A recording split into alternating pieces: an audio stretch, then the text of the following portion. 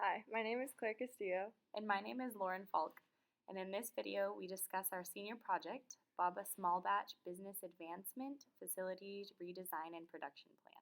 The client for the project is Baba Small Batch, a small-scale food producer in San Luis Obispo who produce a variety of authentic handmade Mediterranean products. They offer more than 25 varieties of hummus, 15 varieties of salads and dips, and 6 types of pita. Their customer base consists of both farmers markets and grocery stores located throughout California.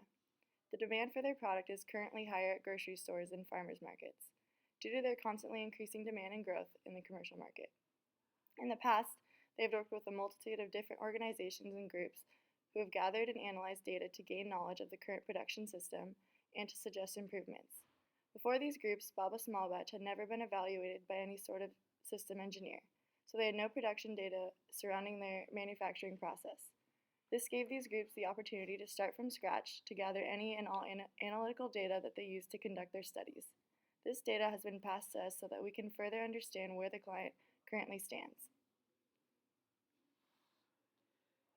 The issues we will focus on for this project are twofold. First, the current facility layout of Baba Small Batch contains underutilized equipment, which is taking away space from other production material or equipment, inhibiting potential production capacity increase. The flow of workers and materials during the hummus production process overlaps itself, resulting in non-value added activities. The addition of new production machinery has not been assessed for an optimal, efficient layout in order to eliminate these non-value added activities. The second issue is that Baba Small Batch has a shortage of resources for the production demand due to rapid expansion. They currently don't have a standardized or calculated production plan system in place, and they use estimates for the daily product mix production. To gain a better understanding before moving forward with this project, we have done thorough research and have written literature reviews in the following topics. First, food processing.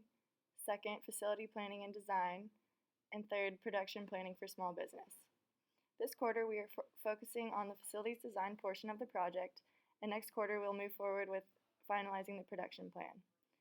Similarly, in order to design effective alternative layouts, we researched different layout processes to find which approaches were more useful and effective than others.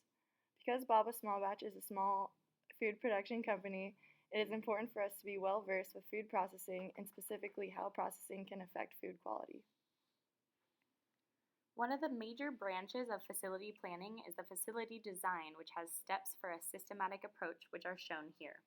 The steps include defining the problem or goal, then defining the departments of the facility, as well as the relationships between these different departments. Once these steps are completed, space requirements are determined to develop multiple alternative layouts and evaluating these layouts with specific metrics to determine which layout would be most effective to select for implementation in the facility, which is steps 7 and 8. This is a simplified current facility floor plan at Baba Hummus. To highlight a few key areas, the office space is approximately a third of the facility. The rest of the facility includes the kitchen area, storage, packaging station, and personal employee area.